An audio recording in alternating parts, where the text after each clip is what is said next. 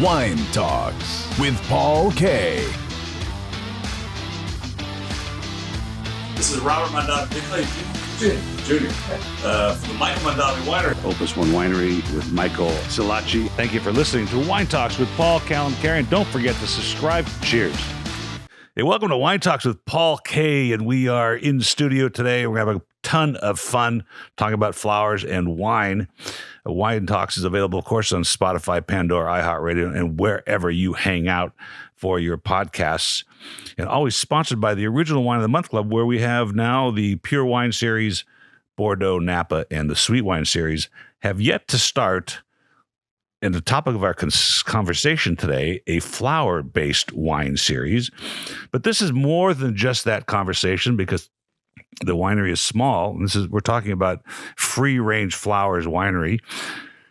And because it's going to be a conversation about women in business, it's going to be a conversation about entrepreneurship, it's going to be a conversation about minority women in business, and it's going to be about wine and some future developments that could be coming down your way. So I have with us today Aaliyah Nitoto with a very long middle name. So we're not going to try and say that today. So welcome to the show. Hi. Hi. It's great to have you. We had a great conversation last week about what we're going to talk about. And the first thing that I just chuckled at, having myself be Armenian, is that you were written up in Posh Magazine, which apparently is Kourtney Kardashian's blog. And you told me you didn't know who she was. I kind of loosely, I've heard, it's kind of when somebody is in the, I guess, the public culture, it's like, regardless of, even if you're not following them, you hear about the name Kardashians. I've heard the term keeping up with the Kardashians, yeah, right, and stuff like that, and not knowing exactly what that is. Or like, I know that like Kanye West is married to a Kardashian kind That's of so thing. But it's like, yeah, so when we were, when Posh reached out and asked if we would do the interview, I was excited, but I didn't know the implications.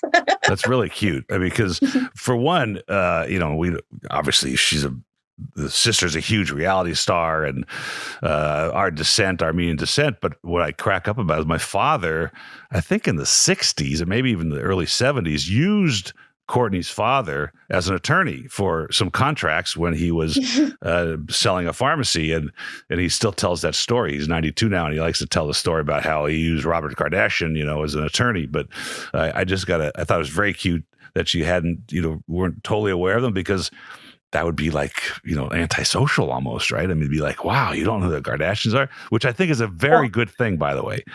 Well, I think that it's just that I'm working all the time. So I think that's what I think it's a great thing. You don't have time for this stuff. So yeah. I want to touch on we're going to talk about, of course, a Free Range Flower Winery and the things you're doing. But it must have been very inspiring for somebody of such caliber, of such a high level blog, to reach out to you and say, what are you doing? And I found the article very interesting, and enough where I said, I have to put her on the show and find out what she's doing. So I need you to tell me a little bit about what Free Range Flower Winery is, just what you do there.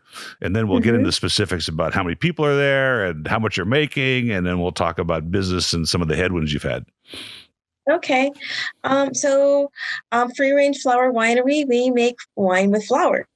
There aren't any grapes in the wine. There is a little bit of fruit. We use a little bit of citrus because traditionally, these wines are hundreds of years old. Citrus is used in the wine to give it a little bit of the acid. Like, for example, if you'd put lemon in one of the wines to bring the acid up to where you would need it to be. Yes. And so that's kind of the natural way to do it. But the main flavors and textures and everything that you're getting are mostly from the flowers. Now, were you a wine person prior to this idea? Well, I love drinking wine. And COVID has done a lot of that. I can tell you that much. Yeah. And I'm a biologist. I graduated from Mills College in biology, and I've always been interested in wine. It's been really fascinating. And at one point, I tried to get internships in a couple of wineries in Napa, but that didn't work out. And I just when I moved into herbology and I found these kinds of wines, I was like, "Whoa, that's pretty cool. Let me see how those work." I think I told you in the conversation we had that my father was a botanist, and he came to America on that scholarship to USC to work in the pharmacy school as plant-based medicines, and he discovered a couple things. So there must be something fascinating or interesting about it, and must have come through your education. Why would you go to college and become a biology major? Were you trying to be a doctor at that time, or you just thought the science was interesting? Actually, yes. My first aspiration was to become a doctor. Because I'm really into wellness and keeping people well. And this was in the 90s, before wellness was a thing. And so, in my classes, and when I talked about, what I want to really pay attention to the things that keep people healthy. Mm-hmm. And in my pre-med classes, and they were like, we're concentrating on the disease itself. Yes. And so that it didn't actually seem to be what I wanted. So that's one of the reasons why I'm a health and nutrition educator now, because that was one of my passions. And the wine industry actually kind of grew out of that, if you can believe it. Well, it's interesting that you say that, because I'm going to ask you a question. I was going to do this anyway. I was going to wait till the end, but I'm going to do it now because I've started reading books, one called Grain Brain, about preventing dementia and Alzheimer's through, brain, reducing the inflammation in the brain through your consumption of what you eat. And I totally agree. It's too easy for modern doctors or Western medicine just say, throw in, take some more, add 40 milligrams of this to your consumption of pills and it'll go away. And I agree with the premise of what you're talking about, but let me just have some fun with you right now. Okay. This is a book, and I've used this, I use this for winemakers. And now that you're a nutrition person, I think you're going to get a kick out of it. This is actually called, oh my gosh. The book is called Wine is the Best Medicine. This doctor was a French doctor. The book was written in the 70s in French, and then it was translated to English. Why my father had this book in his library, I don't know, but it's about ailments and which wines might cure that. Now, you might be familiar with some of these regions, but I'm just going to give you one quick question, just have some fun with you, okay? So some of the ailments that the wine that he talks about, and this is a big, thick book about it, allergies, anemia, bronchitis, diarrhea, fever, gout, hypertension, flatulence, menopause, nervous depression, rheumatism. So, wow.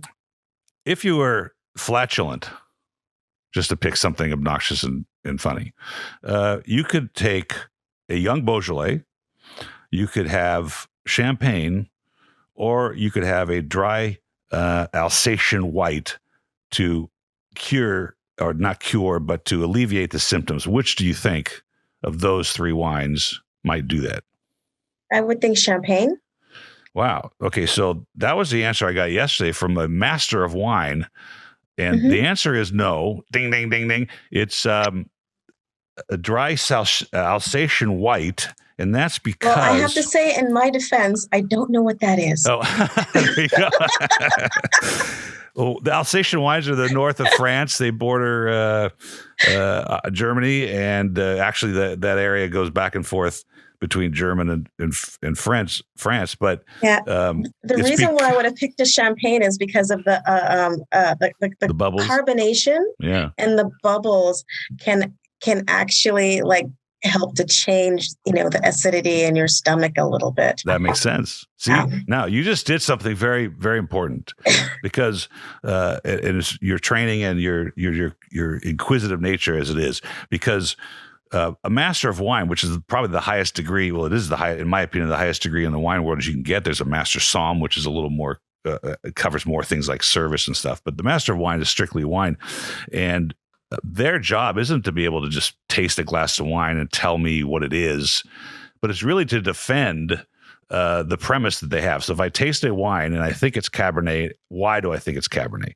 And I go through the things in my mind to describe what makes it Cabernet. And that's what you just did. You felt like, well, Champagne was the answer to that because the carbonation will do something to the lining of my stomach and maybe prevent some flatulence. That's really good. So that was. I don't even know if these answers are right, by the way. Who knows? Mm-hmm. But well, it's just a hypothesis. Yeah, it's right. not, it's just like based on what I know about, it's like I don't know if you've ever had like been young and have had tummy issues, and your parents gave you some some soda, it's like 7-Up or something like that from a stomach ache, or ginger ale. So I think it would be a similar kind of thing. The greatest prescription. And my dad had 6 stores, and I used to work for him. But he used to have Coke syrup, and the prescription was teaspoons or tablespoon of Coke syrup raw, without soda, because of the sugar content would settle your stomach. And so they used to prescribe it. It was the best prescription ever, right? Like Coke syrup. I get to have Coke syrup. This is great. But tell me then, since we're talking about the flower-based wines, I want to go through how you came up with this idea, and are there health benefits? Are there sedative benefits? Are there, blood flow benefits to some of these wines? And what's the reaction been to the release of these wines? Well, I'll step back and say, like, being an herbalist, that's what got me into these wines. And being herbalist, you study the medicinal qualities, the healthful qualities that can be found in flowers. So for the most part, they don't lose their those properties when you ferment them. And in a lot of cases, looking at Chinese medicine and like chrysanthemum wine and stuff like that, it's actually said that it actually increases its potency as it ages. So for the wines that I make, like my lavender wine, it actually, lavender is a calmative. It helps with anxiety. It is very relaxing, as a lot of people know. And it actually doesn't lose the quality in the wine. It's actually really, it gives you a slightly more relaxed feel, like from the beginning. It's like when you're drinking a glass of wine, by the end you may be relaxed or whatever, but after the first few sips, it's pretty good. And like lavender and roses, their scent, if you're thinking about like what my partner calls the witchy poo woo aspect of oh, that's a very technical term. Yeah. Yes, very technical. Of herbology, it's like they have the highest vibration, like energetically.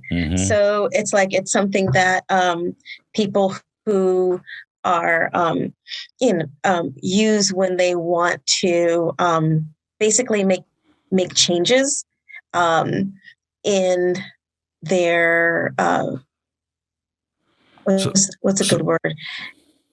In their in the way they feel, lifestyle, feelings. Like, yes. So is that what you get when you talk to your clients? Because we're going to talk about let's talk about it real fast. You make what, like 400 gallons, which is what, about how many cases a year are you making of the 3 different flowered wines?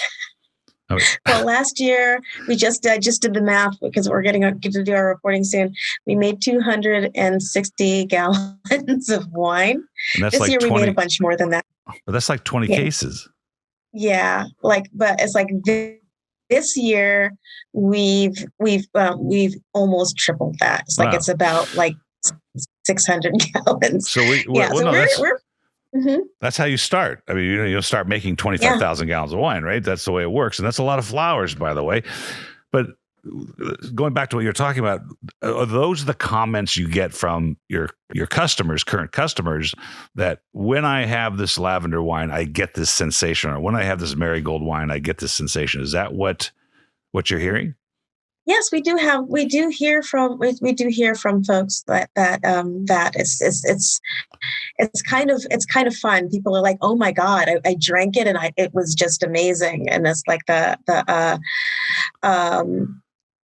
reactions people are getting. It's like, I don't know. It's like being a winemaker it's I guess it's like any art form. When somebody really likes what you do, it's so gratifying to hear that. And what the inspiration to, since you're a nutritionalist and you study biology and you like wine, so I guess maybe this is a convergence of all three of those things. But the inspiration to actually decide to try and ferment flowers and then figure that out and then now refine it, because that takes, winemaking is all about testing and trying different things. What was the inspiration to make wine from flowers? The inspiration, it's like it comes from a lot of different places, but I think that the main inspiration was just loving the flowers so much and coming to the place where it's like I'm as an herbalist, I studying all of these different ways that you can treat herbs and finding winemaking. And I'm like, this is awesome. So I guess the first thing I did was made a gallon in my home, in the cabinet. And then and your neighbors are like, hey, give me some of that. Yes, exactly. But then after that, finding out that these wines were wines that were made by, I guess, what you would consider peasant culture, or like, the wines of poor people way back in the day. It's like they were primarily done by women in their homes. A lot of times, if you look them up, you'll find them listed as like farm wines or garden wines or cottage wines. And it's like there are actually like maybe like I found over 100 different there different recipes, different styles of these wines, and your research found. I suppose any flower is a candidate, but over time, palates and people have decided that certain flowers do better. How do we get?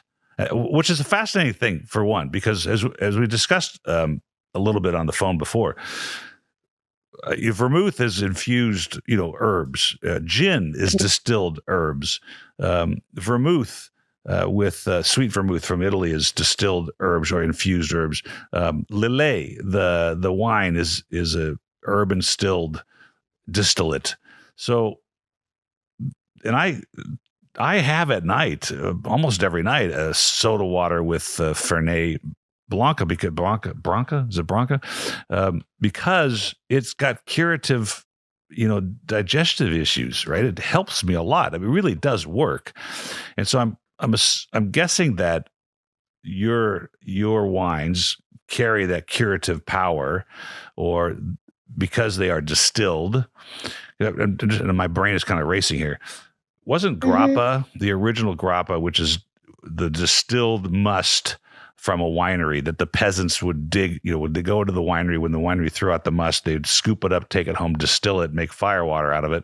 And it carries this nuance of the grape that they use. So if you get a Barolo grappa, it tastes different than a Cabernet Branca, which tastes different than a Chardonnay grappa. And so with you, and the problem with that is you have to wait every year to do it.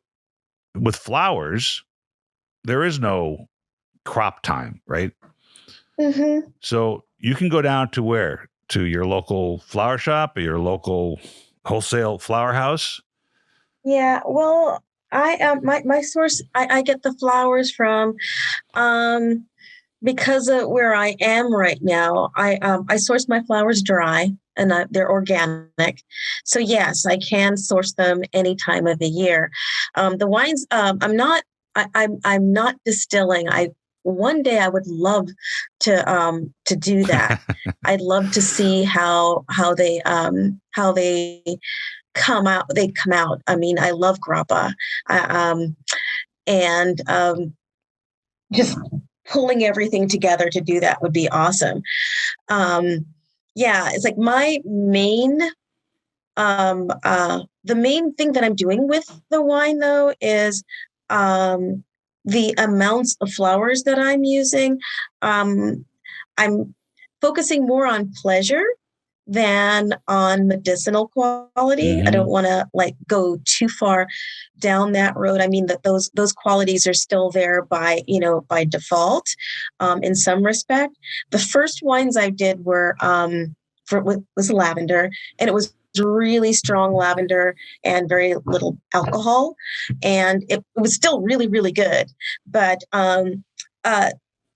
any herbalist will tell you that if you're doing that and for giving people like really high doses of herbs of any sort, then you can run into like side effects and all kinds of things like you could with any like medicine or something like that. So you wouldn't want to do that. It's like the wines that I'm making are meant to be enjoyed, and not necessarily because Fernet is definitely something that people use for indigestion and stuff like that. It's really good for your stomach. I've had that, but it's not quite the same. So it's like you'll get lighter flavors. You'll get you'll get flavors that are just as differentiated as you would get with a grape wine. With if you have a really great glass of wine, it's not going to taste like grape juice. It's not going to taste like the grape. It's going to have a lot of the characters. All of the different characters and textures and stuff are like parsed out so you can taste them individually. And the same thing is true when you're looking at these kinds of wines. They're not going to, when you're drinking like the rose petal wine that I have, you'll get a really strong flower, on the nose. It's like you have a bouquet of roses. But when you taste it, a lot of people are really surprised because what you get is a smokiness. Really? Wow. And you get maybe a little white pepper and a little bergamot in there. So it's like it's a it's a kind of a similar thing where I'm trying to work with the flower to bring out all of the different characters to make something special. Yeah. How many vintages, so to speak? I guess they're not vintages, but how many different lots have you made, and what do you do to? Because what you just did was amazing. What you just described by using the words white pepper and bergamot, those things, you're starting to dissect the complexity of anything like a wine or distilled spirit, doesn't matter, but you're using terms. And one of the questions I had was, what are the tactile sensory perceptions that somebody might get if they have a glass of lavender or rose petal? And you just said it. So there is the complexities and the layers of flavors and spice components that you would get in a grape wine. Where does the sugar come from then that you're fermenting? Well, we use, of course, we need an outside sugar source, and it's organic. And we also source it. We also source it locally, and it's fair trade. It's as well as the flowers and things like that. We try to at this point where we keep our process really simple, and we are also like keeping it keeping it as close to the vest as possible, because of course, like we're kind of the bleeding Good edge girl. here. Yes. Yeah, it's like sure. there are a lot of there are other wineries that are making wines in this way. The thing that we're doing is we put a modern spin on it. Like a lot of times when people look at garden wines with flowers like violet or dandelion or elderflower, they're usually sweet, which these wines are not. They may have some have an implied sweetness or like a fruity kind of quality to it, but I'm not sugar. fond of not a sugary wine, and also some of the flowers like lavender that I use are really hard to work with. And I talk with other beverage makers, like people who make beer and other spirits that have tried to work with lavender, and they're always complaining about how difficult it is because the oils, they're a flower with a lot of essential oils, and they are really strong flavor. So it's like I try to keep it simple and keep it to myself. I just lost the camera. Okay. Well, okay. I want to tell you a quick story about a young woman in 1960 something, and then ask you a question. So there was a woman, her name is Joanne Dupuis. She's 93 now. She lives in Napa. She's been there since 1949. At some point in the late 60s, she found herself divorced with 3 kids and no vocation. And she decided to just converge the things she likes, which is tennis and wine. And she started a business and found herself in 1976 in Bordeaux, France, sitting between the greatest winemaker America's ever seen and one of the great French winemakers that France has ever seen, on a tour that she put together. So here she is from literally not knowing what to do with herself and no vocation to really a penultimate situation in the wine business. Her name is Joanne Dupuis. And when I got done talking to her, I said, the stories you tell about the wine business are fascinating. I mean, they're historical, but more interesting for me, and I think for young women, is the inspiration that you had and that you produced by taking your life by your bootstraps and just making it happen. And so she ended up being a very famous person because of what she did. Was from your standpoint as a woman in business, is this an inspiration that you hope the kids take away from what you're doing besides your regular job to make wines? And during the article, of course, yeah, absolutely, of course. It's like it's really awesome being a woman, kind of trailblazing here. Mm-hmm. And it's really awesome and humbling to be an African American trailblazing. It's like,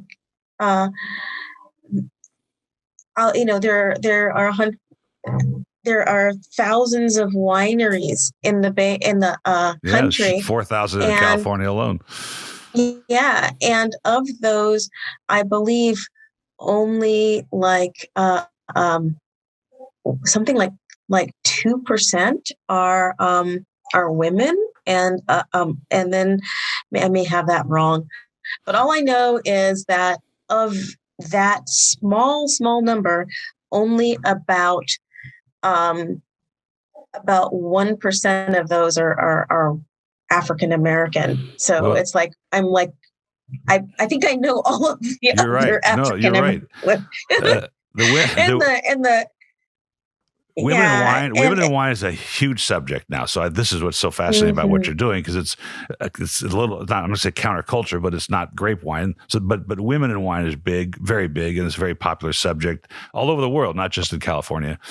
And I think when I contacted the African American Vintners Association years ago, I wanted to do a whole special on wines owned by African Americans. There was only like 5 or 8. It was very small. There's a few more, and I think I mentioned a young lady named Kim Lewis in New Orleans who's got a new winery she started. I want to get her on the show. But in the Posh article, you talk about some of the headwinds. I mean, wine business is tough. I don't care if it's flowers, grapes, or beer. It's a very difficult business to make money in, and you seem to have no fear with that. And along with the other headwinds that might come from racism or that might come from genderism that you've, is that the word, genderism, that you've faced. Tell me about the breaking into, as far as you've gotten so far, with those headwinds. Well, I guess the idea of having fear of racism or sexism. Sexism is that's the word yeah. I'm looking for. It's okay. It's okay. I get genderism. That happens to me too. Yeah, it's like as a woman, you kind of, and as a a Black person, it's like you kind of can't have fear of that if you want to do anything in the world, because you're not going to avoid it. Yes. I mean, when you fear setting your house on fire, or you fear, getting attacked by wolves, you're able to right. do things to mitigate. For sure. Setting your house on fire, or you can avoid the woods, and stay away. That's what fear is for. But it's hard to be fearful of something that is just all around all the time. You have, you can get frustrated and give up, or be discouraged. But it's like, if you really want something, you just do it. Do it. I can't think about those things in that way. And when I decided to start this, the first thing, of course, is I'm a Black woman who has, very little money, and me and my partner, we're starting this business, and people are looking at us like this is crazy. And I don't know if you know of Custom Crush. Oh yeah. Yeah, the Custom Crush situation, where somebody who wants to make wine and sell it, you can go to a winery and say, "Hey, this is my concept. This is my grapes or my materials, and can I make wine? Use your fermentation." Right. Yes. And a lot of places that don't have a lot of money can get started that way. And that's how we tried to get started. And there were quite a few, like many times where we've gone to places that specialized in Custom Crush, and that we were turned away from. And the few places that didn't turn us away, there was one winery where it turned out the man who owned the winery was kind of leading me along because he was trying to figure out how to sleep with me. There was another. There's a little sexism there. Yeah. Okay. Good. Oh yeah.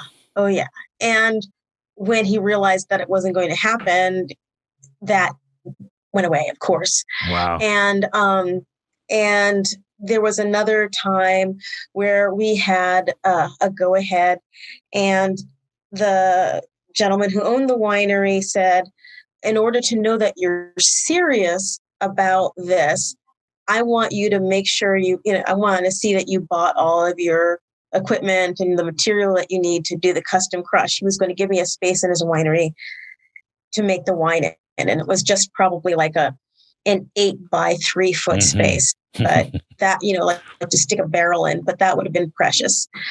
And so we got a whole bunch of equipment. We got it to fit the space and everything. And a week before we were to move in, he pulled out. He said that he changed his mind. And wow. yeah. And the part that the part that somebody could say, oh, that could have been anything.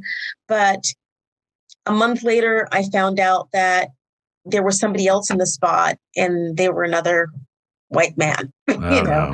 And so he had said he changed his mind, that he wasn't going to have anybody do a custom crush there anymore. And that's what happened. So he just found somebody that he liked better, I guess he was more comfortable with. But those are, those are, that's I guess, some of the bigger things. Those are interesting. That's interesting. Both of those are almost expected in this industry. One of the things that Joanne Dupuis told me, which is fascinating, and it kind of goes with what you just said. She was the first woman ever to address the Napa Valley Vintners Association. Now you're talking about late 60s, which had to be the good old boys network back then, right? I mean, it was just all white males that were running these wineries, but they weren't doing that on purpose. It was just agricultural. We were in the wine business. Wine business in Napa Valley at then was just in its infancy. There was no worldwide accolades. It was just, I want to be a farmer and I want to make wine. That's really what it was about. But the fact that they let this woman come in and speak to them about tourism in wines gave her a ton of credibility. And so that trailblazing changed a lot at that point for her and for the Napa Valley. But I want to go back to the fear thing for just a second. I mean, your bravery, I guess, if opposite of fear, is pretty substantial, pretty amazing, because this is a tough racket. You're starting with not grapes, with flowers, and starting with grapes is hard enough. And yes, that's the other part. When I was talking about Andrei Tchelyshev in France with Joanne Dupuis, Andrei Tchelyshev came to America with $32 sewn in the sole of his shoe and landed himself in St. Helena, not sure where to sleep, but had a newspaper article about a job at a winery. And that stuff is what's important to us. It's not the wine. It's not that I make wine. It's that I forged ahead and met the headwinds and made things happen, got done what I wanted to get done, inspired some people along the way. And by the way, happens to be wine or flowered wine, because this is a fun product and I'm passionate about it. And I think particularly in your age group, this is an amazing feat that you're doing. You talked about this as a new word. I'm going to use this forever. You used it in the article. You called it grape supremacy. So what? I mean, I've never heard this type of racism. What exactly is that? It's kind of tongue in cheek, but it's kind of true. It's like there is an elitism with wine. Of course, a lot of people talk about it, but in this case, it's everything from that is another reason for having doors slammed in my face for like a custom crush. People are like, what are you making wine with? No, we won't do that. That's so interesting. Also, like wine bottle shops. There's certain bottle shops that wouldn't even taste the wine. I'm like, I go to the wine and it's like, I bring it. I'm like, I have this, and would you mind tasting it and see if you would mind having it in your bottle shop? And local. The irony is the ones that are around, they'll say things like, we love funky, quirky, like small business owned wineries, mom and pop, the people who are innovative, people who, are on the cutting edge of wine. And I'm like, that's me. Yeah. And I go there and they're like, we don't consider that wine. Yeah. And so grape supremacy. Yeah. And then there was this one particular bottle shop that just over the phone, I'm like, yeah, I make wine with flowers. And he goes, that's not wine. And we wouldn't, and it's like, it was just really abrupt. And so, we've actually, that one of the pivots that we've had to have actually is trying to find, go around them to find people to sell our bottles to, because one of the problems we had initially, aside from getting a space to make the wine, is once we had the wine, is having people think that treat it seriously enough to actually give it a chance. Mm-hmm. Well, that is a popular. Well, I think that I'm just saying from a retail standpoint, and this is what I do every day. And there's a lot of movements right now. There's the organic movement, of course, which has been around for a while. There's biodynamic, which has been around since the 20s, but being popularized today.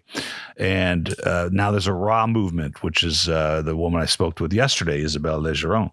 And I think you're in a great position to test those waters and to bring to the market something innovative. And I'm going to go back to, let's say, the food change in America in the 70s. Up until, about that time, American food was a mishmash of stuff. It was not very sophisticated. The sophisticated foods were restaurants, French restaurants, in New York mostly. And there are some rebel rousers in Los Angeles, the Waxmans and the McCartys of the world, the Wolfgang Pucks of the world that decided there were no boundaries.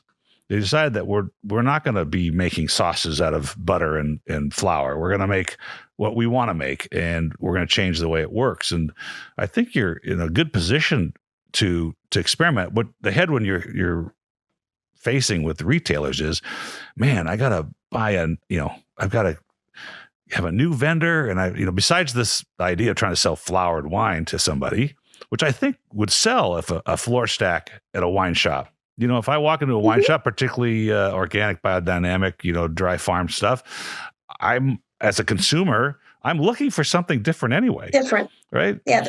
Right now, that's what I've seen. When I'm able to talk to the public, they're excited. When we launched, we only had the one wine, the lavender, and we got an article. And we had not an article. We had a small spot on ABC News, and we had the amount of attention that we got from that was just but we sold out immediately. Wow! And I don't know. There's always, whenever there's a change in culture, there's pushback. And there's fear because, we say, what if I bought this case of wine, am I going to be able to sell it? Mm-hmm. So I get that. I get that portion of it. But then there's, if you're actually saying that what you're there for is to support people, support those people who are visionaries and, doing something new, then and then saying that you can't support somebody who's doing something new, it's kind of a little bit problematic. It's a hypocrisy there. Well, we don't want this to be a novelty, right? So we don't want to do things that make it appear, like, for instance, celebrity wines. They never sell. They eventually end up on the shelf in fact, I just saw Snoop Dogg's wine at the bottom shelf at the market. It used to be in the middle shelf. They just don't sell. But this is past that. This is an interesting approach, and I think has a ton of teeth on the retail side. But with COVID, actually, I'm thinking COVID, the retailers are doing really well. And so I would think they were looking for other things to put on their shelf. But normally, like a restaurant's like, man, I don't want another vendor. I have to check the right. And why don't I just buy everything from Young's Market or Southern Wines and Spirits? It makes it a lot easier. But I think your specialty stores would love this idea. How many different flavors do we have now, or different flowers are we using? Well, it's like I have 4. Right now, I am chopping at the bit. It's like, as we talked last week, and that I have the other full-time job. So I basically have 2 full-time jobs, and there's only 2 of us. And so I have, we're doing everything, but I'm chopping at the bit. It's so hard. There's so many different flowers that are edible, that are amazing, that I really can't wait to experiment with and to make into wine. But right now we have, of course, the lavender. We have rose hibiscus, which is a blend of hibiscus flowers with a support of roses, because hibiscus flowers can be a bit um, tart and sharp, and roses are more warm, and so it kind of supports it. And then I have the rose petal wine, which its sister, which is rose petals with a support of the hibiscus. So each wine gets to showcase the different flower, and they work really good synergistically together. And then I have the marigold wine, which is made out of marigold flowers, which is kind of our white wine. It's a really beautiful golden color. Has I like to, if you were to think of something like a dry caramel, like salted caramel. Wow. In a wine. Wow. With a kind of like with some juiciness to it. Wow. It's really sounds really good. Yeah. I really love them, and it's like a lot of times people will ask which one is the most popular, and it's like they're in a little race, but they're always inching ahead of each other. It's like I'm there, they're going, they're kind of neck and neck, all of them. And you just said, I don't want this to be a fad like celebrity wines, and that has been my push from the beginning. I don't want to be a Zima. I don't want to be, I don't know if White Claw, those are still popular right now, but those could end up on the, on the bottom of the shelf too. These are wines that have been around for hundreds and hundreds of years, that have been, kind of stuck in a closet in the back because they were made by people who weren't like landed people with tracts of grapes or orchards or fields of grain. There are people who made wine in their homes. So I feel really passionate about bringing them out and showcasing them. I mean, like I mentioned before, when we were talking, dandelion, I looked it up again. I couldn't find the reference to Jefferson, not Jefferson, I think it was, well, Jefferson was a wine Benjamin, guy. Yeah, but he's a wine snobby guy. He liked one of the French wines. Yes. It's like, I think it was Benjamin Franklin, like somebody like some of those folks. They were making wine they were making garden wines, basically dandelion, elderflower, things that could come to this country and grow easily, rather than the grapes, which eventually they did bring and cultivate, but it took a really long time to get them established. So most of the wine made from grapes was coming from the continent over there. I want to give you a lead. Okay. I don't know if you know, but Persian cooking is used. Rose water is a big thing. Yeah. My wife's family's from Persia, and the mother is, and I'll never forget the first Christmas I had with them, and they were making these incredible looking ice cream sandwiches. I'm like, oh my gosh, this is going to be great. What a great 35 years I'm going to have with my wife, going on 35 years. But it was rose water. And I'm like, that's not what I was expecting. I wanted French vanilla and I got rose water. But it's a huge part of their cuisine. And it could be an ethnic approach, at least on those two rose petal based wines to get into some of those stores. I want to touch a little bit on what you're doing now, because I think it's important. When Jim Barrett won the Judgment of Paris in 1976, it took another 12 years or so for him to break away from his law practice and become a full-time winery. And that's after the accolades he earned in 1976. What are you doing today and as your day job to support this passion? And I'd like to hear more about that. You told me a little bit last time, but it was a fascinating conversation, and I wanted you to tell the listeners. Well, I'm a health and nutrition educator. I work with communities in Oakland and Berkeley to learn about the perils of eating too much sugar, of course, drinking water, which is the two things that people can do right now that can change their health, like, dramatically. Who do you tell this to? I tell it primarily the African American community. I work at an organization called Healthy Black Families, and African Americans in Oakland and Berkeley are really heavily impacted by sugary drinks, and so it's education that we need. Of course, we also service other communities. It's like anybody that comes to the door, is welcome, but that's our focus because it's really. What's a regular day look like? Like you were talking about doing classes yesterday or today. Yes. It's just people sign up for this. A regular day would be, yes. So what we do is,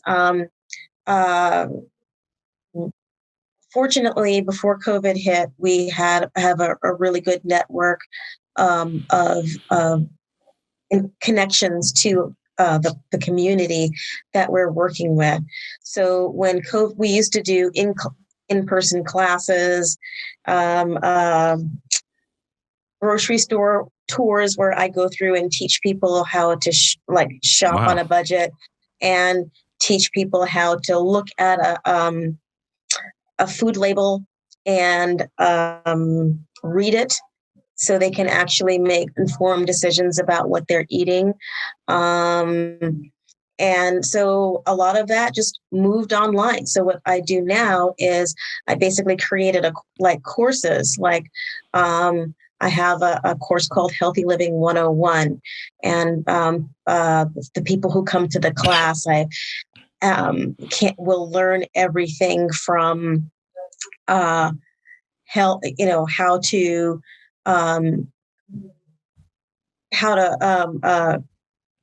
shop on a budget, to healthy cooking techniques. Mm-hmm. And the most recent class I had was actually about children and eating. And it's like everybody's had has had that picky eater, and you're trying to get them to eat fruits and vegetables. And it's like, how do you get them to eat fruits and vegetables? So the whole class was focused on how to role model healthy eating, mm-hmm. and how to get your kids to eat healthy without traumatizing kids. Because everybody also knows, mostly everybody has had a time where their parents try to force them to eat something that they didn't like. And usually water ice cream. Yeah. What I usually say is how many people love that thing that they were that they were forced to eat when they were a kid, and nobody raises their hand. It's forcing doesn't work.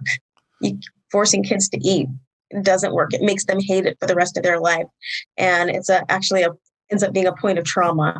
So that's something. It's amazing the role modeling, how important that is to eat healthy yourself. Yeah. Even in my household, if I've gone on this great gluten-free diet because I think I want to prevent some of these diseases that can come from that, and it's already permeated to my wife a little bit, to my daughter who's still with us at home, and so all of a sudden, what we cook is different than what we were cooking, and what we consume mm-hmm. and what we buying off the shelf is different, and that's I'm not going to classes that you're teaching, it's just people will roll into doing that. So if the parents start cooking healthier and they're buying healthier, the kids will eat it anyway. Yeah. And if you're dealing with a situation where the area that you're living you have limited access to healthy food, Mm-hmm. and you don't have the transportation to get to healthy food. It's like, okay, what are some of the strategies that we can use to actually get the healthiest food possible into the diet? And so that's another, those are some of the other things to think of. So a lot of times we don't think of food when we're just eating. We just eat, right? And when somebody is, when we talk about hunger, and you see somebody who's obese, and we talk about hunger, people think, well, they're definitely not hungry, right? That's right. But if everything that they're eating is very cheap, is mostly like carbs with no vitamins, minerals, proteins, or any other nutrition in it, and it's filled with sugar, salt, processed 100,000 times, and and a lot of chemicals, then they're not only are they malnutritioned, they don't have access to healthy food, but it's like they're poisoned, really. Yeah. So it's like it's a really interesting thing. It's like a lot of the things that we're talking about have happened over the last 50, 60 years. They talk about like the decline of American health. And it's like a lot of these things have happened around the same time. It's almost itself a pandemic when you see it in American. But we're coming on an hour here, so I wanted to wrap this up and maybe do it again while I reset the camera. Hold on. We got to figure that problem out. I have like 5 cameras here, but somehow the timer on that one wants to cancel. But so it's almost a pandemic. And in 1990, Morally Safer of 60 Minutes came out with the French Paradox, which is kind of the same thing, except it deals with international cuisine. But I think you're right on. You're talking about the exact same thing, and that is they don't exercise, they smoke, they eat liver fat, as a diet, but they cook healthy. They use the proper oils when they cook, and they take time. They take a long meal. They don't have fast food. It never ceases to amaze me when you go to Paris and you see on the Champs-Élysées a McDonald's with a line out the door. Prior to that, they didn't have that. I thought, wow, right next door is this boulangerie with these incredible baguettes and ham sandwiches, and they're standing in line for a McDonald's burger. How disgusting. But the French Paradox showed that the French live longer than we do, despite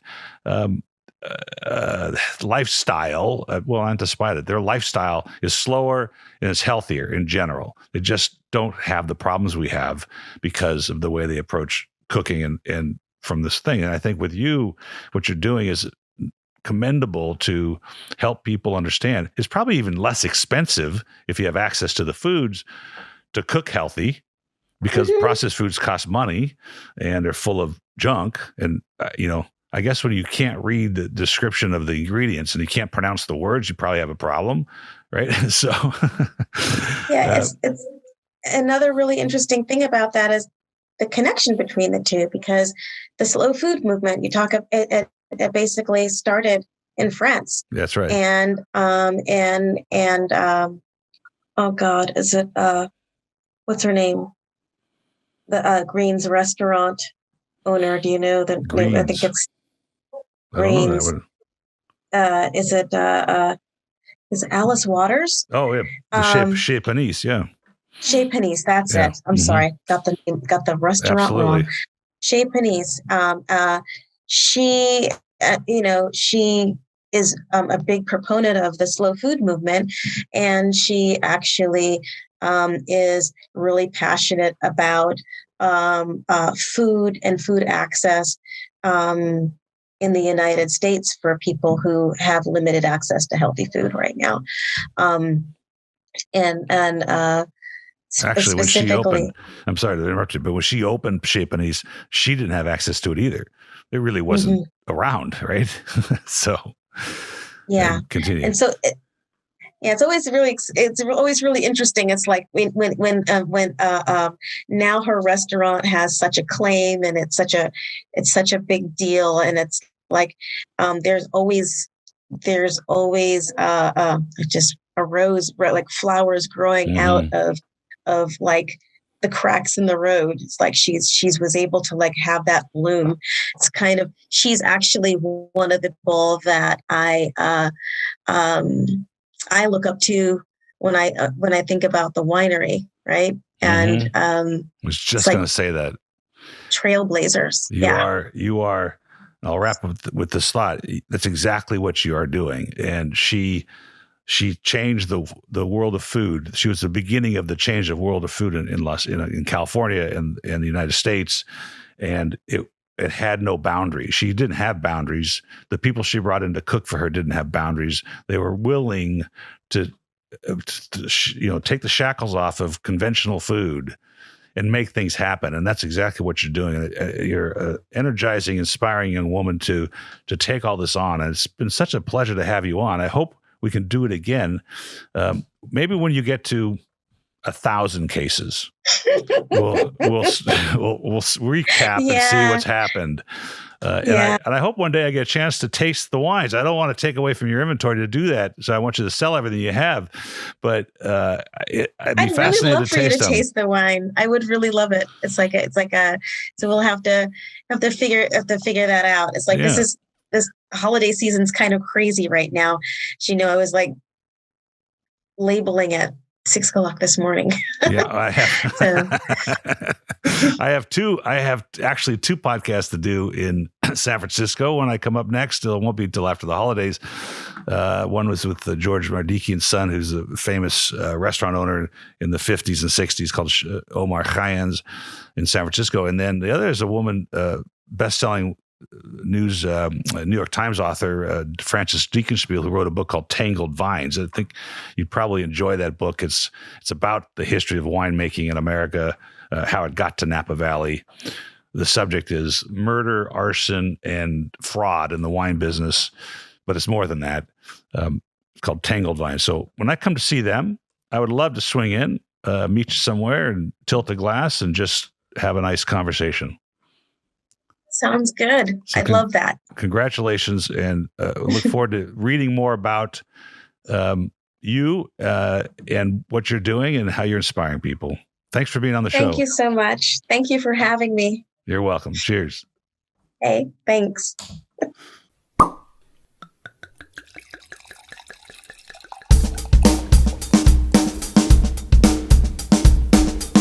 Thank you for listening to Wine Talks with Paul Kalamkarian. Don't forget to subscribe because there's more great interviews on their way. And of course, all these podcasts are sponsored by the original Wine of the Month Club, 48 years in business. Don't forget to visit our website, wineofthemonthclub.com. Folks, have a great time out there in the wine world. Cheers.